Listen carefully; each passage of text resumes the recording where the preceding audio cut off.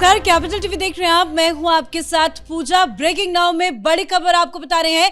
Delhi blast की जांच को गृह मंत्रालय ने एनआईए को सौंप दिया है। अब एनआईए इस पूरे मामले की जांच पड़ताल छानबीन करेगी। बड़ा फैसला गृह मंत्रालय की तरफ से लिया गया है। वहीं एक एक कर सीसीटीवी फुटेज भी सामने आ रहे हैं जो जांच एजेंसियों के हाथ लगे हैं और एक एक कड़ियों को जोड़कर पता लगाया जाएगा कि आखिर ये किसकी साजिश थी। तो दिल्ली ब्लास्ट से जुड़ी तमाम बड़ी अपडेट आपको बताएंगे। मेरे साथ जुड़े हुए हैं कैपिटल टीवी के editor in chief doctor Manish Kumar. Sir, पूरी उम्मीद थी कि जांच एनआईए को सौंपी जाएगी। अब गृह मंत्रालय की तरफ से फैसला ले लिया गया है, जांच एनआईए करेगी। देखिए, एनआईए को जांच देने का मतलब है कि सरकार ने अब इसे मान लिया है कि ये एक आतंकवादी हमला था। इसका टेररिस्ट प्लॉट जो है वो साफ साफ समझ में आ रहा है। मैं इस पे आऊंगा, लेकिन एक और खबर मैं आपको दे दूं। अभी अभी खबर आई है इस्लामाबाद से, वहां भी ऐसा ही धमाका हुआ है, ऐसे ही कार के अंदर ब्लास्ट हुआ है। ऐसे ही पहले कहा गया कि सीएनजी ब्लास्ट हुआ है, लेकिन वहां मारे गए लोगों की संख्या 12 बताई जा रही है। हिंदुस्तान में 10 लोगों की मौत हुई, वहां 12 लोग मारे गए और 24 से ज़्यादा वहां घायल बताए जा रहे हैं। वो इस्लामाबाद कोर्ट के बाहर ये धमाका हुआ है। किसने किया, क्या हुआ, ये अभी जानकारी वो छन छन के आएगी कि वहाँ किसी आतंकवादी संगठन ने इसका कोई रिस्पॉन्सिबिलिटी ली है, नहीं ली है। और इसी तरह की खबर पेशावर से भी आ रही है। तो कहने का मतलब ये है कि ये जो सांप जो पाकिस्तानियों ने पाला है, जो पूरे साउथ एशिया को डिस्टर्ब कर रहा है, ये पाकिस्तान के अंदर भी इनके लिए मुसीबत बनता चला जा रहा है। तो खैर, ये मसला जो है अब ये आगे बढ़ रहा है। एनआईए को जांच देने का मतलब यह हुआ कि अमित शाह ने एक बड़ा फैसला लिया। Now it is being treated as an आतंकवादी अटैक। ये टेररिस्ट अटैक है, टेररिज्म का एंगल आ रहा है। और साथ ही साथ देश भर में जो एटीएस है वो एक्टिव हो गई है। एक कोई डॉक्टर परवेज आलम है, लखनऊ में पकड़े गए हैं। बताया जा रहा है कि वो भी मास्टरमाइंड है। कहने का अर्थ आप देखिए कि ये डॉक्टरों के गैंग के द्वारा ये हर जगह ये डॉक्टर्स, ये तो एक अलग तरीके का एक स्लीपर सेल डॉक्टर्स के बीच में आप बना रहे हो। किसी की उसके ऊपर निगाह नहीं जाएगी, किसी के ऊपर वो जाएगा नहीं। और ये सारे लोग, इसमें शामिल लोग जो हैं, ये डॉक्टर्स हैं। अब कैसे कैसे ये पकड़ा गया, इन्वेस्टिगेशन कहाँ आगे बढ़ी है, तो इसमें सबसे ज्यादा जो फायदा हुआ है वो सीसीटीवी फुटेज की मदद से। रात भर जो बताया ये जा रहा है कि रात भर तमाम गाड़ियों को ट्रेस किया गया और जिस ट्रेस से ये मालूम चलता है कि ये जो i20 कार जो थी जिसमें उमर बैठा हुआ था, जिसमें वो मौत हो गई, ये सुसाइड हमला। ये बात कल ही कैपिटल टीवी ने बताया था कि जिस तरीके से जो वहां पे चश्मदीद बता रहे हैं, वो साफ साफ लग रहा है कि i10 अगर वो मूव कर रहा था तो वो दरअसल एक खुदकुश हमलावर था। उसने पूरे कार को खुद ही जानबूझकर उड़ाया है। अब इसकी प्लानिंग कहां से हुई, कैसे, ये पूरा का पूरा नेटवर्क इसमें शामिल है। तो इसमें जो सबसे अहम रोल रहा वो सीसीटीवी फुटेज का रहा। अब सीसीटीवी फुटेज से बैक उसकी एंट्री देखी गई कि वो जब जिस स्पॉट पे था वो कहां से आया, उसके पीछे वो कहां था, वहां वो कैसे पहुंचा। तो अब ये जो पूरा रूट समझ में आ रहा है कि फरीदाबाद के उसी अल फलाह यूनिवर्सिटी के पास के एक गांव से उसने अपनी यात्रा की शुरुआत की। करीब 7:12 पे वो वहां से निकलता है और दिन भर वो इधर उधर जाता रहता है। फरीदाबाद के पास वो 8:30 बजे दिल्ली के अंदर घुसता है और उससे क्या होता है, उससे एक चीज समझ में आती है कि इसमें बैठा हुआ व्यक्ति वो है जिसका रिश्ता वो फरीदाबाद अल फलाह जो यूनिवर्सिटी है उसमें जो हुए रेड्स के उससे जुड़ा हुआ उसी स्लीपर सेल का ये एक हिस्सा है। अब आपको एक और मैं जानकारी दे दूं कि इस इन्वेस्टिगेशन से क्या हुआ। इस इन्वेस्टिगेशन से जब मालूम चला, जैसे अल फलाह यूनिवर्सिटी के अंदर लगातार अभी भी वहां पे कम से कम फरीदाबाद में 2000 पुलिस वाले उस यूनिवर्सिटी और उसके आसपास के इलाकों में छापेमारी कर रही है। और एक और ब्रेकिंग न्यूज आपको दे दूं, सर उस पे हम आएंगे, लेकिन ये जो सीसीटीवी का आप जिक्र कर रहे थे वो जरा अपने व्यूवर्स को दिखा देते हैं। बहुत सारी ऐसी सीसीटीवी फुटेज सामने आई है जिसका आप जिक्र कर रहे थे। देखिए ये वो है कि पार्किंग के अंदर जो सीसीटीवी फुटेज लगा था उससे ये पूरा डेटा सामने आया, जिसमें उसका चेहरा भी नजर आ रहा है, हाथ भी नजर आ रहा है और कई तो तस्वीरें भी वायरल हो गई है। और ये तब की तस्वीरें हैं जब ये धमाका हुआ तो आसपास जितनी दुकानें थे वहां पे ये दरअसल चांदनी चौक की तस्वीर है। कुछ और भी तस्वीरें आई हैं जिससे साफ मालूम चलता है कि ये इंटेंसिटी कितना ज्यादा था।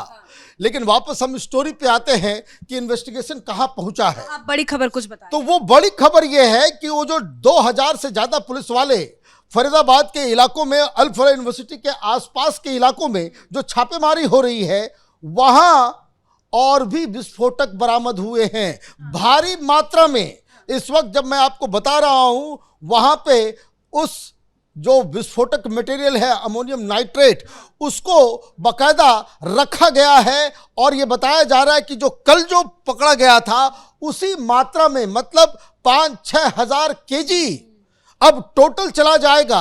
अब इसके ऊपर जो एनआईए को ये दिया गया है, ये इसका मॉडस ऑपरेंडी भी आपको समझना पड़ेगा।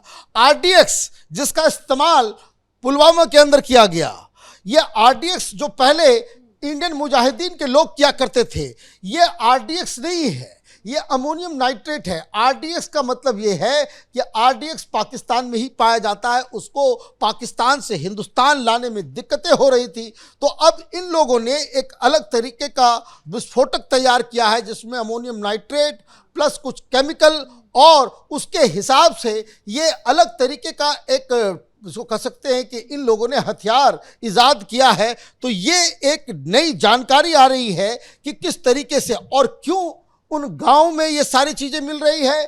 क्योंकि ये अल फलाह यूनिवर्सिटी के अंदर जब पूछताछ हो रही है, जिस तरीके से छापेमारी हो रही है, उससे ये मालूम चल रहा है कि बहुत सारे डॉक्टर्स, बहुत सारे लोग वहां जिनको ऑलरेडी यूनिवर्सिटी के अंदर रहने की जगह थी, हॉस्टल में जगह थी जिसमें स्टूडेंट्स भी शामिल हैं, वो लोग हॉस्टल में तो रह ही रहे हैं, उनको जो वहां रेसिडेंस दिया गया रह ही रहे हैं। आसपास के इलाकों में किराए का भी मकान ले रखा है, मतलब 2-2 जगह। और ये सारे लोग, ये जो 5 डॉक्टर्स और ये सारे लोग जो पकड़े जा रहे हैं इस पूरे नेटवर्क में, उनके बारे में बताया जा रहा है कि ये लोग अल फलाह के अंदर भी रहते थे और बाहर इन्होंने कमरा ले रखा था जहां से ये सारी बरामदगी हो रही है। मतलब यूनिवर्सिटी के अंदर विस्फोटक नहीं, इस विस्फोटक रखने के लिए इन लोगों ने किराए का मकान ले रखा है। सारे के सारे डॉक्टर निकल रहे हैं, और ये सारे के सारे डॉक्टर्स निकल रहे हैं। तो कहने का मतलब ये है कि ये जो सीसीटीवी फुटेज का फायदा ये हुआ कि पुलिस और एजेंसियां उसको ट्रेस कर सकी कि ये फरीदाबाद से ही आया। फरीदाबाद से क्यों आया? क्योंकि वहाँ छापेमारी शुरू हुई, उसको डर लग गया। उमर जो है वो जो उस गाड़ी के साथ जो है वो ऊपर गया, जो ब्लास्ट कर लिया, जो खुदकुश हमलावर था, उसको लगा कि जब सारे लोग पकड़े जा रहे हैं, मैं भी नहीं बचूंगा, मैं भी पकड़ा जाऊंगा। तो उसके पास जो ऑलरेडी तैयार मटेरियल था उससे इसने इस हमले को अंजाम दिया। हालांकि बताया जा रहा है कि उमर के घर पे और आसपास लगातार रेड चल रही है और उनके पिता को, उनके परिवार वालों को गिरफ्तार किया गया। भाई पिता को भी गिरफ्तार किया जाएगा, उसके सारे दोस्तों को भी गिरफ्तार किया जाएगा। ये पता किया जाएगा वो कब से ये काम कर रहा था, इसकी पहुंच कहां तक है, वो किसके आदेश से। अभी तो बहुत सारी डिटेल्स आनी बाकी है, क्योंकि वो जब पार्किंग लॉट के अंदर था तो उस समय वो किससे बात कर रहा था, सैटेलाइट फोन थे इसके पास, ये क्या था नहीं था, ये सारी चीजें जो है। हालांकि इस धमाके को लेकर बड़े बड़े देश चिंता व्यक्त कर रहे हैं। कल अमेरिका का स्टेटमेंट आया, अब इजराइल ने भी चिंता व्यक्त की है। लेकिन पाकिस्तान में एक अलग तरह की चर्चा चल रही है। पाकिस्तान के मीडिया चैनलों में ये चल रहा है कि अगर भारत में कुछ भी इस तरह का होता है तो हम पे दोष मढ़ दिया जाता है, एक बार फिर से हमारा नाम आएगा। तो क्या पाकिस्तान में कल जो कुछ भी हुआ उसको लेकर खौफ और डर का माहौल है वहां पे? तो ऐसा है, ये अजहर मसूद को जो आपने पाल रखा है, जैसे मोहम्मद का जो सरगना है, ये सारे के सारे लोग तो जैसे मोहम्मद के लोग निकल रहे हैं। तो आपका आतंकवादी वो दिल्ली में घटना को अंजाम देते हैं, हिंदुस्तान के अंदर अंजाम देते हैं, और उसका आका अगर वो बैठा हुआ है मुरीदकी के अंदर, वो बैठा हुआ है पंजाब पाकिस्तान के अंदर, वो बैठा हुआ है पीओके के अंदर, तो किसको दोष दिया जाएगा? उसके लिए भूटान को तो दोष नहीं दिया जाएगा ना। और प्रधानमंत्री मोदी ने साफ कर दिया है, छोड़ा नहीं जाएगा। और आप इस बात को समझिए, एक और मैं ब्रेकिंग न्यूज दे दूं, क्योंकि आपने पाकिस्तान के बारे में जिक्र कर दिया। राजस्थान के बॉर्डर के पास भारत की तोपें जो हैं वो दनादन चल रही हैं, वहां पे आर्मी एक्सरसाइज कर रही है। अभी आप ये समझिए कि मामला इतना टच एंड गो हो गया है कि ऑपरेशन सिंदूर पार्ट 2 ये कभी भी लॉन्च हो सकता है। प्रधानमंत्री मोदी ने भूटान से यही संदेश दिया है कि जो कोई भी इसमें शामिल होगा उसको छोड़ा नहीं जाएगा। धन्यवाद सर बातचीत के लिए। और पहले भी एक बार नहीं कई बार और बार बार यही कहा जाता है कि ऑपरेशन सिंदूर रुका नहीं है। कुछ भी अगर गलत करने की, कोई भी हमला करने की कोशिश अगर पाकिस्तान की तरफ से किया जाएगा तो उसका मुंहतोड़ जवाब दिया जाएगा। और आज सुबह सुबह पीएम मोदी ने भी भूटान से यह बड़ा ऐलान किया कि षड्यंत्रकारी बख्शे नहीं जाएंगे। फिलहाल अभी की बड़ी डेवलपमेंट और बड़ी खबर यही है कि एनआईए को जांच सौंप दी गई है और सारे सीसीटीवी फुटेज खंगाले जा रहे हैं। कई सारे फुटेज भी सामने आए हैं। एक एक कड़ियों को जोड़कर यह पता लगाया जाएगा कि आखिर किस फिराक में किस तरह से इस साजिश को अंजाम दिया गया। इस वक्त की एक और बड़ी खबर आपको बता दें, अमित शाह एक बार फिर से बैठक कर रहे हैं। कर्तव्य भवन वो पहुंचे हैं। जांच एजेंसियों के साथ अमित शाह की लगातार मीटिंग्स भी चल रही है। सुबह भी उन्होंने अपने आवास में करीब करीब 1.5 घंटे तक की मीटिंग की थी और अब फिलहाल एक और मीटिंग, बड़ी meeting, high level meeting Amit Shah की चल रही है। इस बड़ी खबर में मेरे साथ फिलहाल इतना ही। कैमरा पर्सन रवि के साथ मैं पूजा, कैपिटल टीवी।